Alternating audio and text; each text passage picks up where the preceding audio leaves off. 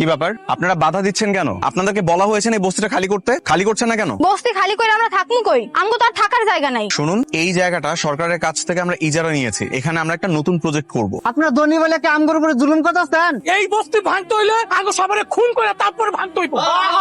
Please আমার কথা আপনারা একটু বোঝার চেষ্টা করুন। আমার কাছে কিন্তু হাইকোর্টের নোটিশ আছে। যদি আপনারা আমার কথা না শুনেন, আমি কিন্তু পুলিশের কাছে কমপ্লেন করতে বাধ্য হব। তখন আপনাদেরকে এই বস্তি থেকে কিন্তু উচ্ছেদ করা হবে। আপনারা তো কোটিপতি, আপনারা তো অনেক টাকা আছে, আপনারা চাইলেই তো এর থেকে ভালো জায়গা কিনতে পারেন। এই জায়গা সাইডা দেন। এটা সম্ভব হচ্ছে না, কারণ আমরা অলরেডি এই জমির জন্য সব রকম টাকা সরকারের কাছে জমা দিয়ে রেখেছি। এখন আমরা চাইলেও এই জায়গাটা ছাড়তে পারবো না। বরঞ্চ আপনারা খুব দ্রুত এই বস্তিটা খালি করুন, তা না হলে কিন্তু আমরা ব্যবস্থা নিব এই বস্তি পরিষ্কার করার জন্য। কি পরিষ্কার করবি?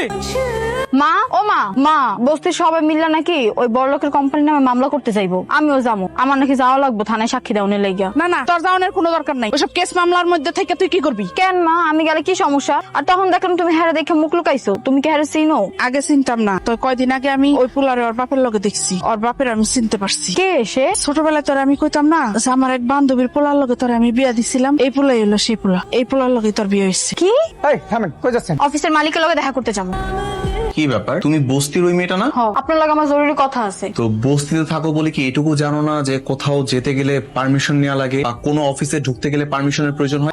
জানি। তাহলে এরকম একটা গুরুত্বপূর্ণ মিটিং এর মধ্যে ঢুকে গেলে কেন? আপনি ওনাকে যাইতে বলেন এনথিকা। এর মধ্যে একটা বস্তির মেয়ের কথা শুনে আমাদের মিটিং থেকে উঠে যেতে হবে? সরি গাইস, তুমি এখান থেকে যাও। তোমার সাথে আমার যত কথা আছে সবকিছু বস্তিতে গিয়েই হবে। বস্তি ছাড়া তোমার সাথে আমার কোনো সম্পর্ক নাই। আমি বস্তির মায়া হইতে পারি, কিন্তু আমার আরো একটা পরিচয় আছে। আমি আপনার ছোটবেলায় বিয়ে করা বউ। What nonsense! কোথায় দাঁড়ায় কি বলছো সেটা কি তুমি জানো? আমি সত্যি কইতাছি, ছোটবেলায় আপনার লগে আমার বিয়ে হয়েছিল। বড়লোকের ছেলে দেখলে মাথা ঠিক থাকে না বুঝি? আমি কোনো লোভে পড়ে এখানে আসি নাই। তাহলে কেন আসছো? বস্তি বাঁচানোর জন্য? বেরো এখান থেকে। এই, ওর এখান থেকে বের করো। কি ব্যাপার, তুমি আবার এসছো? আমি তো যাই নাই, আপনার লেগেই অপেক্ষা করতেছিলাম। বিশ্বাস করেন, আমার মা কখনো মিথ্যা কথা কয় না। আমি সত্যি আপনার ছোটবেলার বউ। এই মেয়ে, তোমার কোনো ধারণা আছে যে আমি কাদের সাথে চলাফেরা করি, কাদের সাথে আমার ওঠা বসা? যা ইচ্ছা তাই বলে দিলে হলো? আপনি আমার কথা বিশ্বাস করতেছেন না। আপনার মা সবকিছু জানে। আপনি বাসায় যা তারে জিজ্ঞেস করেন, সত্যিটা জানতে পারবেন। আমি আমার মাকে জিজ্ঞাসা করে সত্যিটা জেনে নিব। তুমি রাস্তাটা ছাড়ো। কি ব্যাপার, তুই ভাত নাড়াচাড়া করছিস কেন? খাচ্ছিস না কেন? আচ্ছা মা, তোমরা কি ছোটবেলায় আমাকে কখনো কারোর সাথে বিয়ে দিয়েছিলে? এটা কি ধরনের প্রশ্ন জিজ্ঞেস করছিস? হ্যাঁ, না, হয় না যে অনেক সময় ছোটবেলায় মা বাবা তাদের বন্ধু বান্ধবীর ছেলে বা মেয়ে কারণ কারোর সাথে বিয়ে ঠিক করে রাখে, কিংবা ছোটবেলায় বিয়ে করিয়ে রাখে। এমন কিছু কি তোমরা আমার সাথেও করেছো? তোর ছোটবেলায় এরকম একটা মেয়ের সাথে আমরা বিয়ে দিয়েছিলাম। আমার বান্ধবীর মেয়ে ছিল।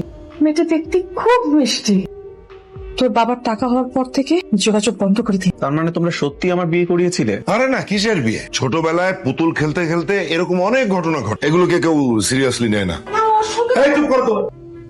আপনারা আমার মারে সাইডা দেন, আমরা আপনাকে সব টাকা পরিশোধ করে দিমু। এই কথা গত 6 মাস যাবত শুনতেছি। কেন, কিস্তি দেওয়ার সময় শর্ত ছিল না প্রতি মাসে মাসে কিস্তি পরিশোধ করতে হবে? দিয়া দিমু তো। আপনাকে টাকা না দিয়ে কই যামু কোন? আমাকে কয়েকটা দিন সময় দেন।